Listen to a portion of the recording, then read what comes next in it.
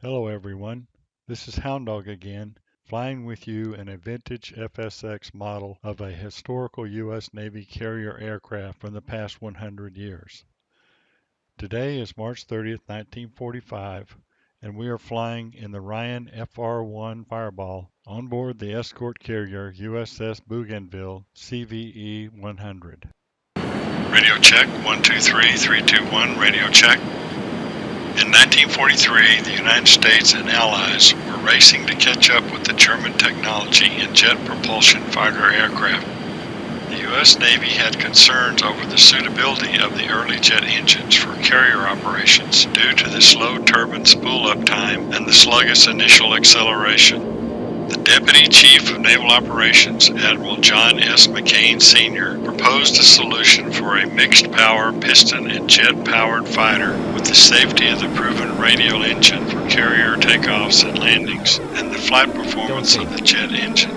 In early 1943, the Navy's Bureau of Aeronautics issued a contract to Ryan Aeronautical of San Diego, California for 3 XFR-1 Fireball mixed-power fighter aircraft prototypes.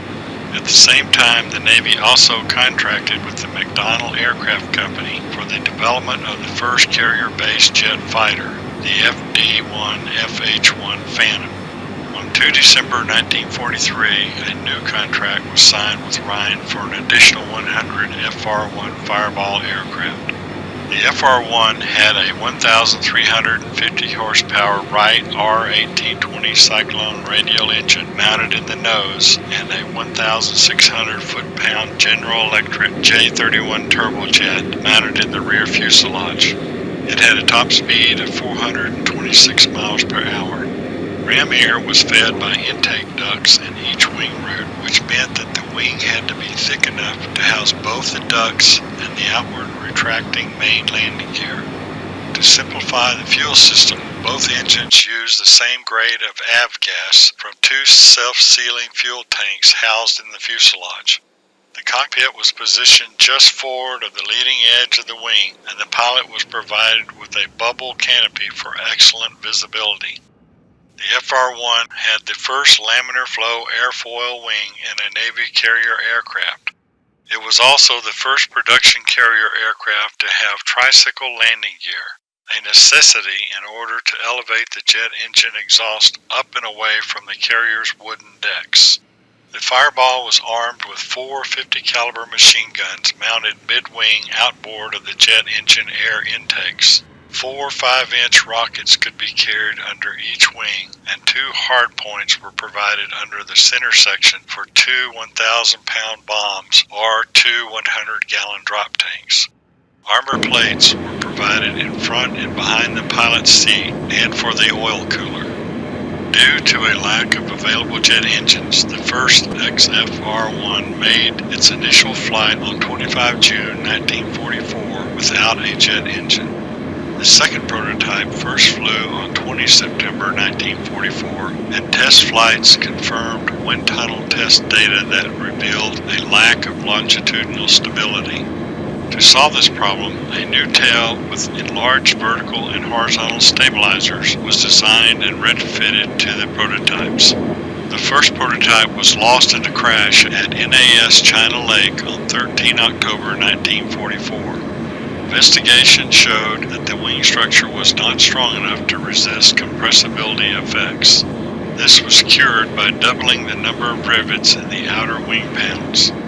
The second prototype crashed on 25 March 1945 when the pilot failed to recover from a dive from 35,000 feet, probably also due to compressibility effects. The third prototype crashed on 5 April when the canopy blew off during a high-speed pass.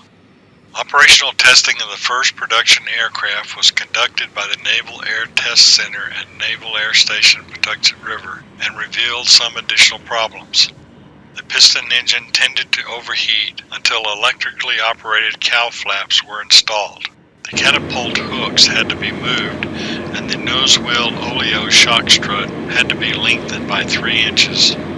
Carrier suitability tests began aboard the escort carrier Charger in early January 1945. The the aircraft successfully made 5 catapult takeoffs using the piston engine, as well as 3 takeoffs using both engines. No problems were reported when landing aboard the carrier, and a contract for additional 700 FR-1 fireballs was signed. Only 66 fireballs were completed by November 1944, as the order for the remaining FR-1s was canceled after VJ Day. Fighter Squadron VF-66 received the first operational fireballs in March 1945. The squadron pilots successfully completed carrier qualifications and were on pre-embarkation leave when the war ended without the fireball ever entering combat. On 6 November 1945, a fireball pilot returning to the escort carrier Wake Island experienced a failure of the radial engine and became the first pilot to successfully complete a carrier landing in an aircraft powered only by a jet engine. Multiple variations of the FR-1 fireball continue to be developed.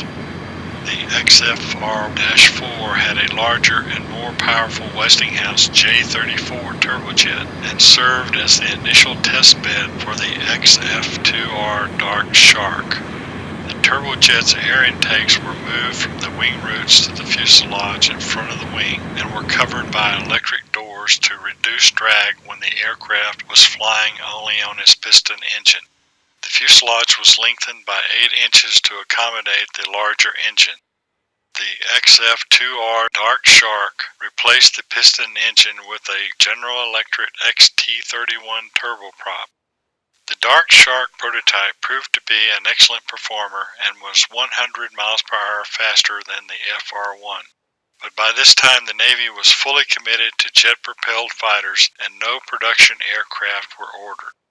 The Fireball's operational years on board carriers were not without issues. There were recurring nose gear problems and failures during arrested landings, as well as partial wing failures which resulted in a 5G load limit being placed on all FR-1s.